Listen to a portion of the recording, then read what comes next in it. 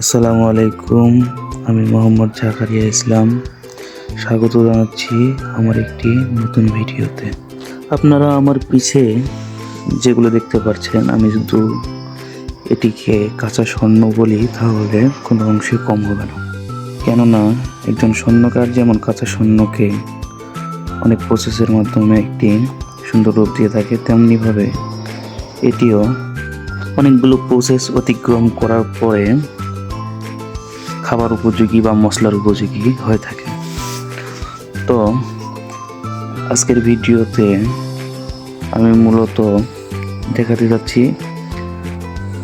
একদম ফুল প্রসেস, যেভাবে এটি খাবার উপযোগী করা যায়। আমি আশা রাখবো আপনারা পুরো ভিডিওতে আমার সঙ্গে থাকবেন এবং আমার চোখে আপনাদেরকে দেখাবো কাঁচা হলুদকে কিভাবে মশলার উপযোগী করা হয়।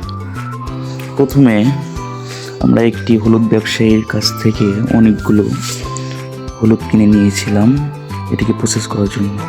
এই পর্যায়ে আমরা দেখতে পাচ্ছি আমরা হলুদটিকে সুন্দরভাবে ধুয়ে নিচ্ছি পানি দিয়ে, যেন এটিতে কোনো রকম ময়লা না থাকে, কারণ এটি যেহেতু খাবারের উপযোগী হবে সেক্ষেত্রে আমরা সুন্দরভাবে ধুয়ে নিয়েছি।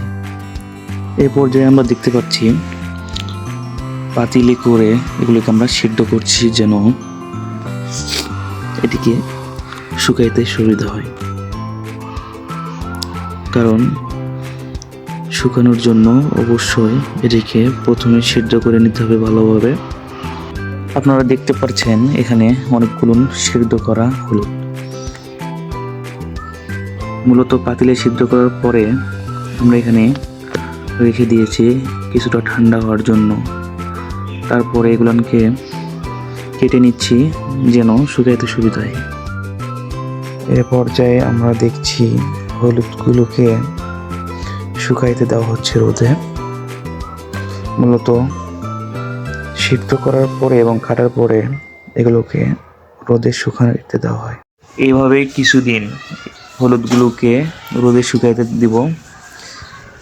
তারপরে এগুলোকে পুনরায় আবার পরিষ্কার করে মেশিনে ভাঙাইতে দেওয়া হবে, যেন এটি খাবার উপযোগী করা যায়। ভিডিওটি এখানেই শেষ করছি। আগামী পর্বে দেখাবো পরবর্তী প্রসেস।